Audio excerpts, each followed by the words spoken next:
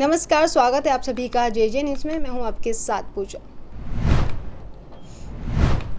भारत के लिए 1 अक्टूबर 2025 का दिन बहुत ही खास दिन होने वाला है।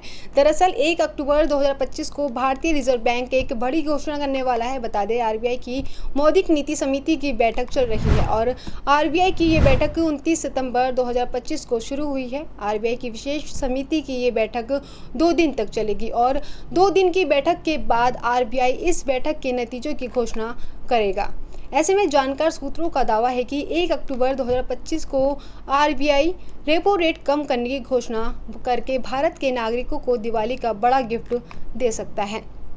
तो वहीं आरबीआई की मौद्रिक बैठक को लेकर अनेक प्रकार के अनुमान लगाए जा रहे हैं। ऐसे में आरबीआई को लेकर लगाए जा रहे अनुमान के विषय में 1 अक्टूबर को पूरी जानकारी मिल जाएगी।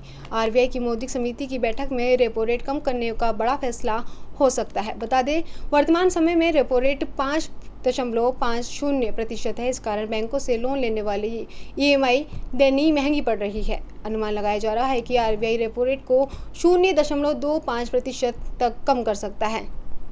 रेपो रेट कम होने से बैंकों से लोन लेने वालों की ईएमआई यानी प्रति महीने दी जाने वाली किश्त कम हो सकती है। इस बीच कुछ विशेषज्ञों की दूसरी राय भी सामने आई है। दूसरी राय वाले विशेषज्ञों का कहना है कि आरबीआई रेपो रेट को ज्यों का त्यों रखने का फैसला कर सकता है। आपको बता दें कि आरबीआई में मौद्रिक नीति समिति सबसे महत्वपूर्ण समिति होती है। आरबीआई के गवर्नर संजय मल्होत्रा की अध्यक्षता में चल रही आरबीआई मौद्रिक समिति की बैठक में अमेरिका के टैरिफ के कारण बड़ा फैसला लिया जा सकता है।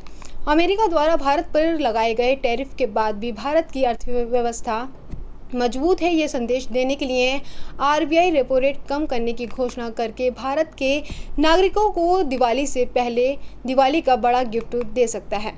आपको बता दें, साल 2025 में आरबीआई की मौद्रिक समिति की 4 बैठकों में से 3 बैठकों में रेपो रेट कम किया गया है। साल 2024 में आरबीआई ने रेपो रेट 6.50% तय करके रखा था, तो वहीं पिछली 3 बैठकों में रेपो रेट का घटाकर 5.50 तक लाया गया है। अनुमान है कि इस बार की बैठक में भी रेपो रेट कम किया जाएगा। अभी के लिए हमारी इस खास खबर में बस इतना ही। बाकी की तमाम खबरों के लिए आप जुड़े रहें जे न्यूज़ के साथ। धन्यवाद।